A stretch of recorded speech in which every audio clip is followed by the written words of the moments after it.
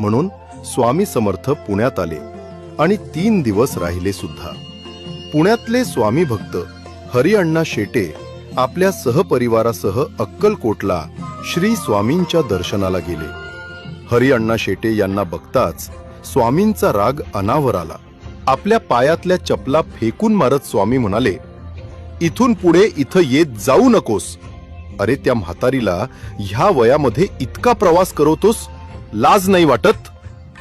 अण्णा म्हणाले, अहो स्वामी, आम्ही अक्कलकोटला निघणार ह्या गोष्टीची भनक लागताच ती बैलगाडीमध्ये जाऊन बसते. यावर स्वामी शांत होत म्हणाले, आता त्याची गरज नाही. आम्हीच येऊ तिकडे पुण्यात. कधी ते नक्की नाही, पण येऊ नक्की. हरिअण्णा दर्शन घेऊन परत पुण्याकडे निघाले. बैलगाडीचा 3-4 दिवसांचा प्रवास करून हरिअण्णा पुण्यात आपल्या दारात आले.